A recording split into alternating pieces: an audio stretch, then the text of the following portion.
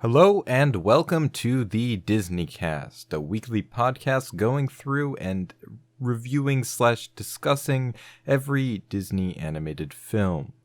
Today we're going to be talking about the 1942 movie Bambi. Today on my show, my name is Core and I'm joined by my co-host Jack is Boy as always. Hey baby. And we're also joined by a special guest. Say hello, Yoruu. Yo, how's it going? Yo. So tell us just brief 15-second description. What's your channel? What do you do? Introduce yourself. So my name is Yoruu. I make anime content, not that regularly though, but I do upload sometimes. I make anime content pretty much. Yeah. Channel will be in the description as with everybody. So I guess to start off, we watched this film. It's pretty well renowned. I would say probably if you're talking about Disney animated films, this one's in easily the top 5 or top 10 of most well known, or at least most referenced. When you think of the Disney film oeuvre, this is very much one of the front runners. And personally, I've seen this film definitely more than once as a kid. I remember it quite clearly. There was a couple things that were fresh rewatching it now, but it definitely I picked up a lot of scenes that I remembered from my youth. But how about you guys? Had you seen this film before as a child, or was this a fresh experience for you? I'd say I remember having it on an old VHS tape when I was younger, and I think that was the only time that I've ever seen it. But watching it, I mean, I only watched it a few hours ago, but watching it then, there was a lot that I forgot. There's parts where I just had no idea what was. Yeah, the same with me. All I remembered about the movie, spoilers, is that his mother dies. That's all I remembered. I remember Thumper the rabbit. That's it. That's all I remembered about Bambi. So it was pretty fresh because I've seen it when I was little, but not in a long time. With most of these movies, I feel like it's been a similar trend. But This was actually another nice one because similarly to Dumbo, it's about the same length, just over an hour long. So pretty brief. Though this one, I'd say, in tone is the complete opposite of Dumbo, interestingly. Initially this film, I do know, was supposed to come out I think before Fantasia actually, but it got delayed because they basically spent time to study animals so that they could better visualize it, because the character designs in this film are particularly for the deer, are much less humanized than typically, so that you can definitely see all the work that went into getting the anatomy of the animals and how they move down pat, which is a nice touch. No, I thought I think it's time well spent. It looks great. Yeah, for sure. I guess to start off with usually the question I get things going with, what did you think of the movie overall? It's a tough one, really. I think. I mean, I wouldn't rate it as high as other Disney movies that I've seen, but I think it's got a nice. I love the instrumentals in the background as it's going through the movie, in different scenarios and stuff. How it the tone really changes. Yeah, I think that's really good, the way it changes through that. That's. I liked it a lot. I think it's the best one so far that we've seen, by pretty far. I'd probably rate it a high 8 or a 10 or something. It was really great. I was really enjoying it fully the way through. Yeah, the music particularly is just the best we've seen. Even a movie like Fantasia, which is all about music. I felt like the music was used way better in this movie, so I was pretty surprised in that aspect. And the backgrounds are just beautiful too. So I'm on a similar front. I liked it a lot as well. I definitely think of the movies we've seen so far, this is definitely the best one. Like for me, I'm leaning towards like an 8 or a 9, depending on. I feel like this is kind of one that I would definitely be down to watching again in the future. Like some of the ones are like nice, but I don't know if I would be too interested in watching it again. But this one, like, it's short, the soundtrack is fantastic, it looks good, and it's just like thematically consistent. So I definitely would be interested in looking at it again and looking at it from different perspectives, because I feel like this is definitely a film that would be worth analysis, and I'm sure there is some out there, though I haven't taken the time to seek it out. I recall watching a video on it by Big Joel a while ago, but I don't remember any of the points he made. So I guess the best way to start off would be to just go through very quickly chronologically. The film sort of divided into, I guess I would put it as, it's very sharply divided into two halves. Between we have the spring, following the time skip, and then we have Bambi's birth and winter. Mm-hmm. Mm-hmm. The young years, the young months, I should say. Yeah. Sure. And one thing you pointed out, Jack, that stood out to me, because during the whole introductory sequence, it's very slow. There's no dialogue for like the first 10 or 15 minutes of the movie. Maybe it's less than that, but it definitely felt like it was quite a while with no dialogue. It's mostly just panning shots showing the animals and nature. And I was trying to figure out why it feels like it works so well here, but in other films and other instances it comes across as boring, because thinking about it, there's not like a whole lot happening narratively. Nothing story-wise is moving, and it's not like they're really developing characters, because a lot of them are like just one-off animals that we might see a couple times again but don't really have an arc. But then the idea is like that what I think it's going for, and you were with me on this, is that it's really establishing the aspect of like nature as the central figure. Like it's not necessarily it is Bambi's story, but more broadly it's about this like idea of the woods and the life in the woods, like this circle of life aspect as the central setting and conceit of the story itself. Yeah, I mean, I think it does like the whole, panning stuff like the first 5 minutes, because just to get grips with the environment, because of course the movies, like the full movie's in that environment. Yeah, and I think it really does that just to get to grips with how, give you a sense for the location you're going to be exploring. Yeah. I thought it was great at establishing the entire environment and atmosphere. And it definitely gives you a sense of its tone. Yeah. Because this movie is definitely a more chill movie. I guess that's how I describe it. Like it's pretty quiet and at ease. Even with the like use of child characters and stuff. I guess the way I would describe it is it never really feels like it's using the playfulness of the children in service of like really trying to be super entertaining. Rather, it's like trying to create characters. Like the way the children act in this movie is kind of astoundingly accurate. Like, particularly in like in the first part where there's the scene with Bambi walking by his mom and he's just questioning her endlessly while she's giving very brief replies, and I was like, this is exactly like an interaction I've had before with another kid that I know. Like generally I think the writing even though there's not necessarily a whole lot of it, is really well done at creating characters that are, despite being animals, exceptionally human.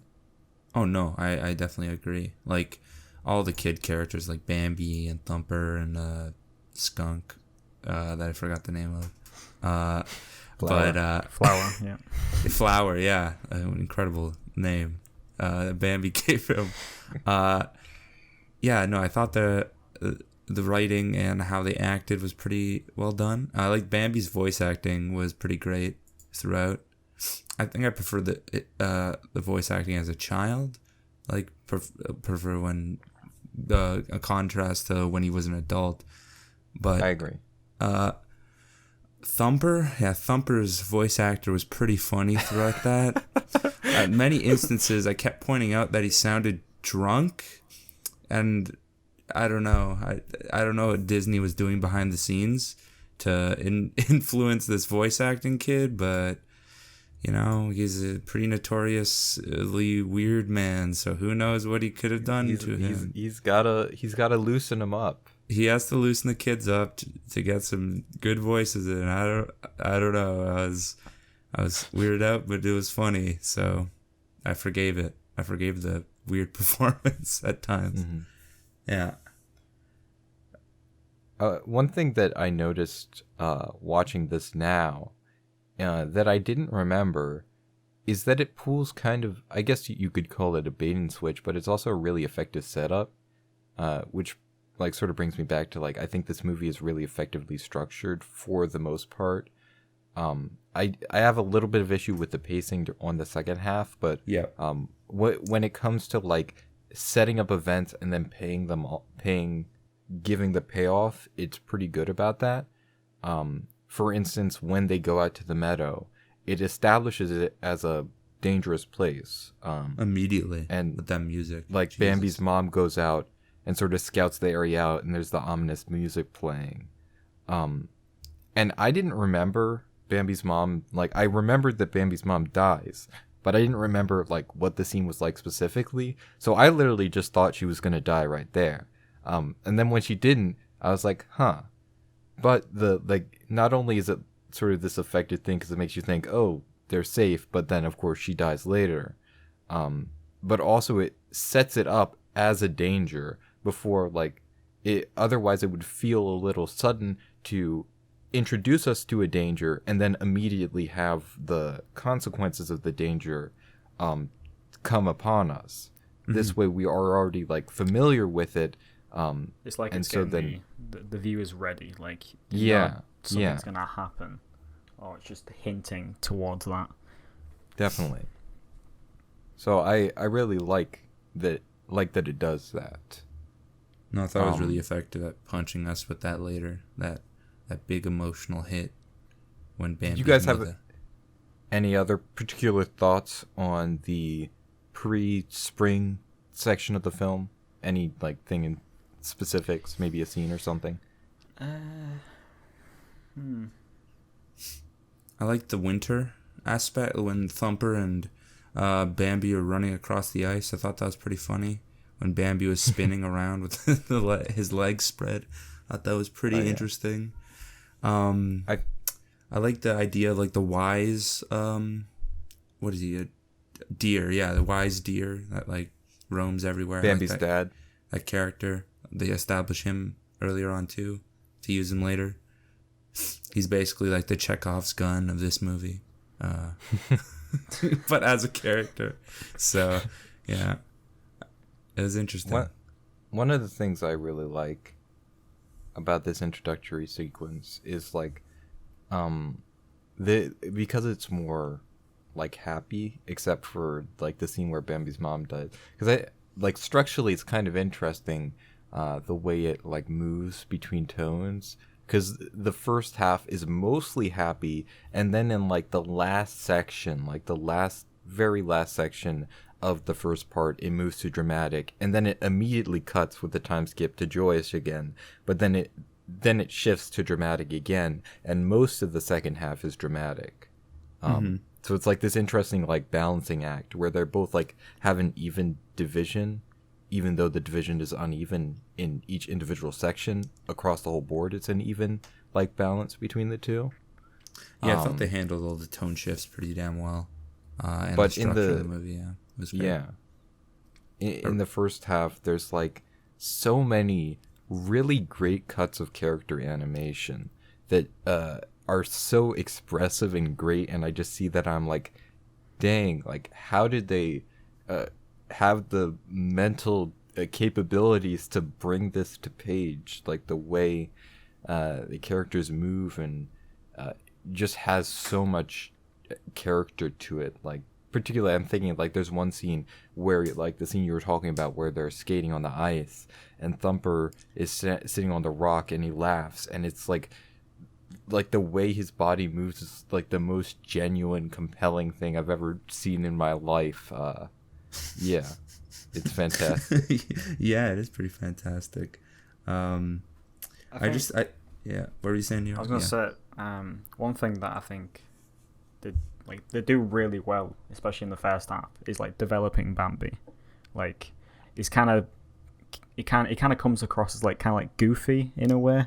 I don't know. He's like he doesn't really know how his body works and just kind of getting to grips with the environment and stuff like that. And then in the second half, it comes across like kind of like I don't know, like I'd say like heroic. Yeah, like I don't know, like well, because he had to grow up, you know. Yeah, that big. Like, it's that spring, that theme of like spring is the season of new beginnings and change, which like is pretty prevalent throughout the movie since like a lot of bullshit happens in the spring. So his mother dies and then immediately he has to change as a person, as a deer person. As a character. There we go. There's the word I was looking for. To like adapt to his environment. That's the one. To fend for himself. Yeah. Oh god, it was pretty cool. I like the changing of all the seasons. I like how that's like kind of the structure of the movie, because it does work with the nature, how the whole nature as a character goes through all the seasons to depict and all the how it's actually, you know, real towards all the animals. Like all the animals are hibernating and like the owl doesn't come back until like later into the movie. I didn't mention that owl. I love that owl, but yeah. Like really quickly actually, and I'm not sure, I could be wrong here. The kind of like the wise deer is I mean you later find out that he's Bambi's father. Am I correct in saying that? He is Bambi's father, though. I'm pretty sure. I don't know if they stated explicitly. No, he is 100%. He is. Really? I'm pretty sure they say. But like, yeah, the one thing they that say really it explicitly later on. is like, but in the introduction, they call him the young prince, Bambi. Yeah, and the wise deer is the leader of this sort of society. Yes. He's essentially the king. So, yeah. The wise prince, isn't that who he is? Isn't that what they call him? Wise prince or whatever. You know, yeah. So I thought it was pretty obvious. I was confused. Because I thought Bambi met his father, but I guess that doesn't happen. Like Bambi's like mother, like just doesn't say like, oh, this is your father or anything. He's just a wise deer. Like he doesn't. I don't know. She doesn't talk about him like he's like she's familiar with. Well, because he I wonder, are deer societies like, because I know in some, this is totally going off the rails, but in some animal societies, the way it works is that there's one like head honcho male, and he mates with all the females, and there'll only be a different dude mating with the females once he gets like overturned or dies. Yeah, I think there's like a. So that like I'm just gonna roll on the assumption that that's how it works for this. It's something society. like that because I don't know. A masculinity. So all of these boy Bambis are technically his son. Yeah. He's the father of all deers. All right. I guess one we went so off topic. One last section in the spring, the pre-spring arc is that just that one scene when Bambi's mom dies and he's like running out searching for her, and he comes up to the wise deer, presumably his dad, and he just says, "Your mother can't be with you anymore," and it's like this amount of presence he has, and like so few lines, but they get across like such a sense of power, I guess, is really it. Like it commands your attention and your respect. Yeah, that line is like iconic. It's really, because it still preserves like the identity of being a children's movie. Like, yeah, it's because he's speaking to a child is also, the PG sort of thing, but it still has the impact of loss that Bambi feels towards the situation. It's just it gets across so much of that sense of loss and grief. Yeah. In such a like compact manner.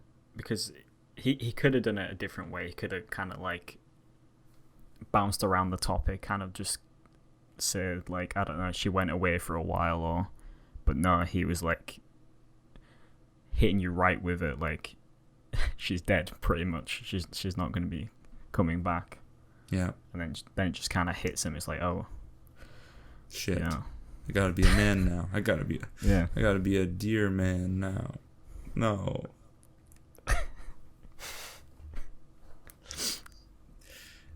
Yeah. So, moving straight ahead to spring, with the iconic cut from dramatic fade out into singing with great joy, we have the second half, or second.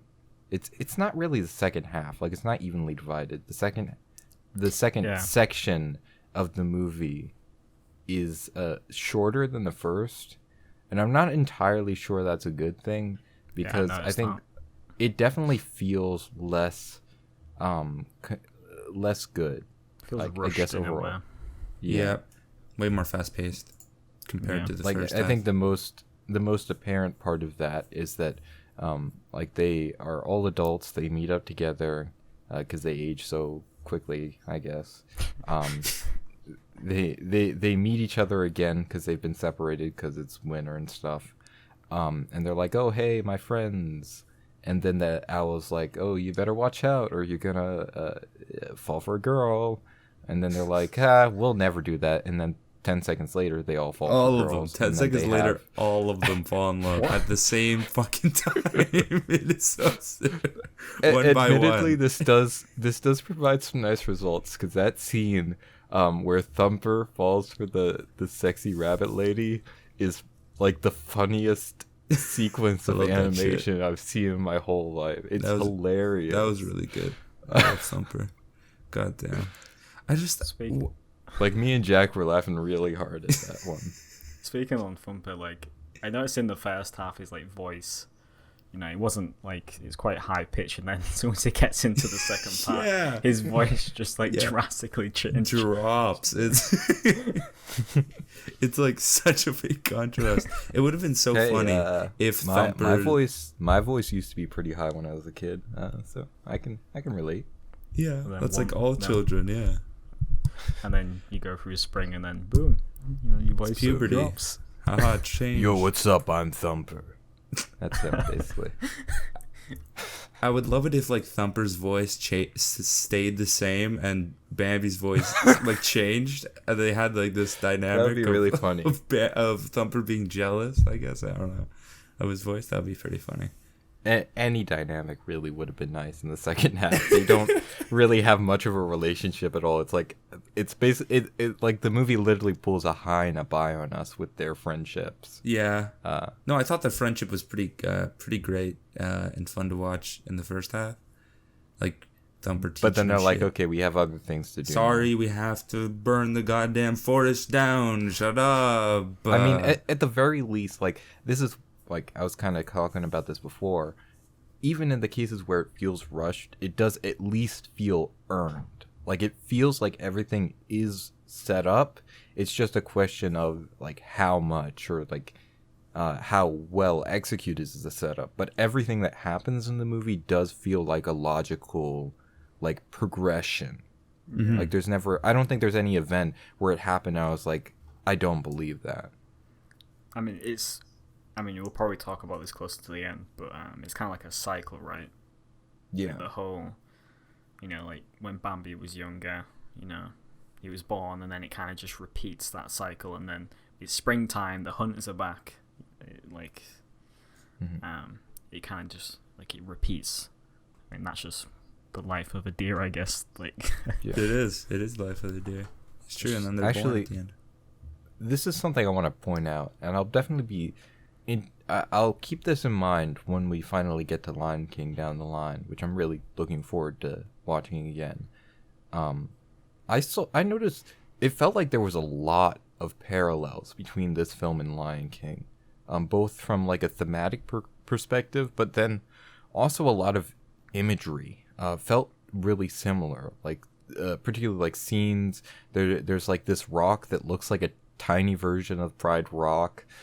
There's the scene where all the deer are running through, and, like, Bambi sort of hiding under this small, like, overpass thing, and it reminded me of the wildebeest scene. There's a couple other moments throughout, and then also this whole sort of circle of life aspect where, like, the beginning of this movie mirrors the end, with Bambi being born, being mirrored in the conclusion of the film, where Bambi bears his own child, and he's standing up there with the wise deer who walks off, reflective, like, now it's like this new generation is at hand, with Bambi standing where his dad did previously.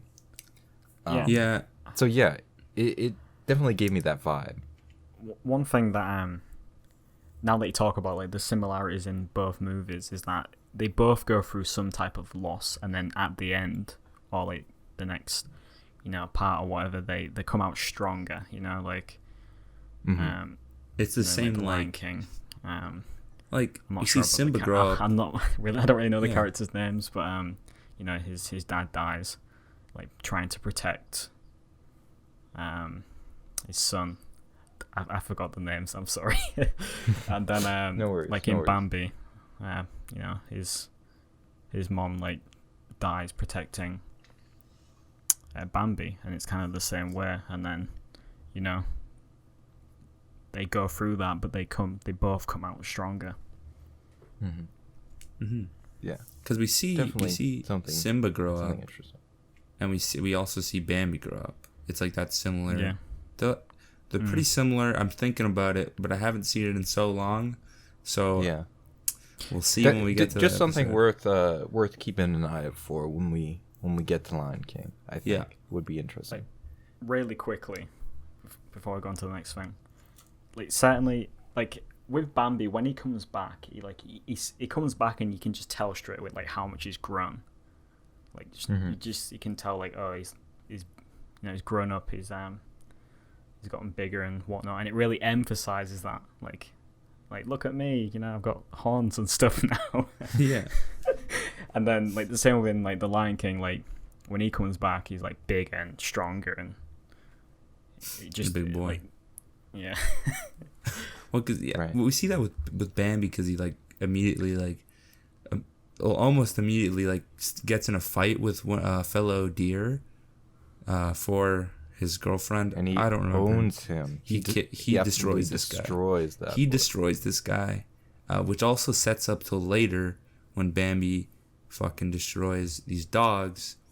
Yeah. I thought that was interesting how they set that up. They did pretty quickly too. Honestly, I don't really have too much to say about the second half. Like, if you guys have any other particular thoughts. I thought, like, particularly the fight that Bambi had with that deer was visually, like, one of my favorite parts of the movie. It just looked really fucking cool.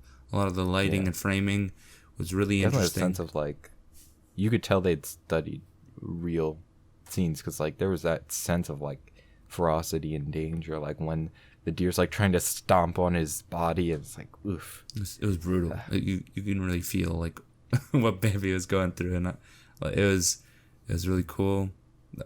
The background, all the background art in this movie is like, I think some of the best they've done so far. Definitely a highlight.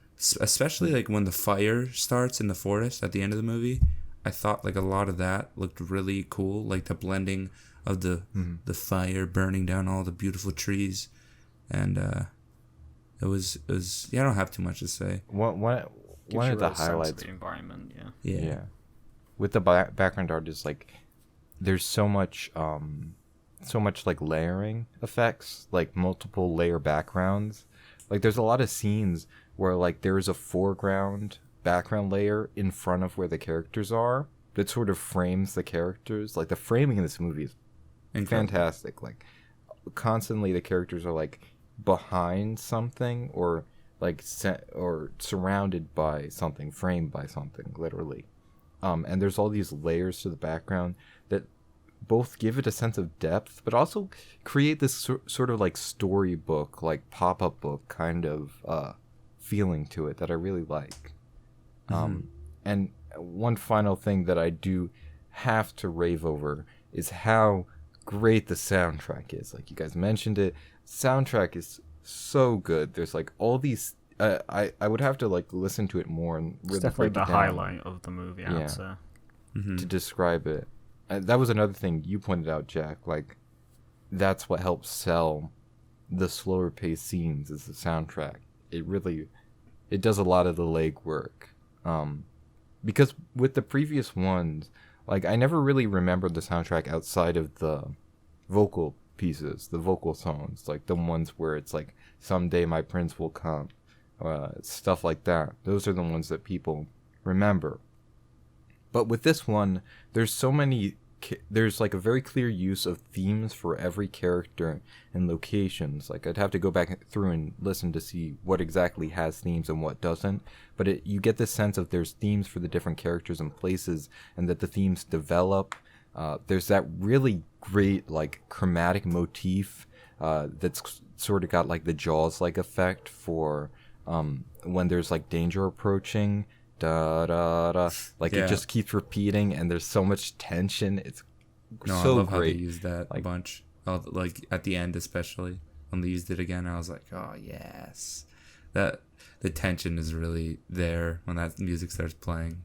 It's it's great. There's a lot of use as a soundtrack, with like, I mean, this is literally named for Disney, Mickey Mousing, where the music syncs directly up with actions, and in some cases it's even used as little sound effects, like when the lightning is striking for the thunder crash, they use cymbals instead of like an actual lightning sound effect, thunder sound effect rather. So stuff like that, and like whenever with the movements of the characters the music is synced up. But even though that's been present in the previous ones too, I think this one works better because there is this sense of like character themes and like actual like melodic pieces that stick with you, rather than just purely incidental music. Yeah, it's great. I agree.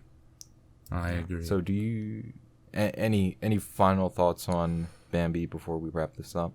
I'd say, not to make it too long, but like coming to the end, like the next spring is when Bambi has his own kids, and then you get to see that cycle kind of repeat itself again.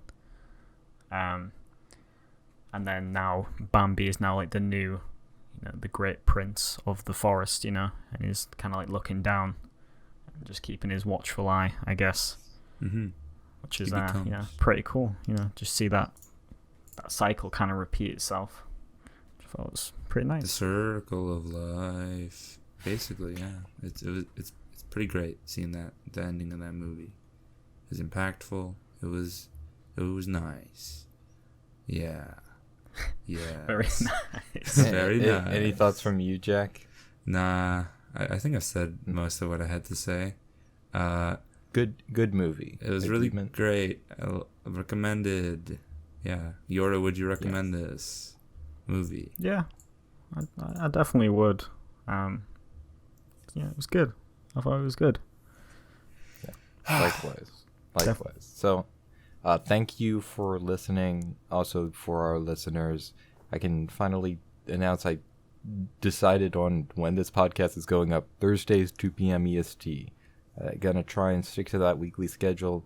May not always succeed. May miss a week here and there. Hopefully. But that's gonna be the reliable time you can expect this podcast to go up, so you can fit it into your schedules, because I know DisneyCast is a very high priority for It's very everyone. popular podcast. Also, be sure to let us know your feelings on Bambi in the comments below. I read them all. I like hearing what people have to say and what people think of what we had to say.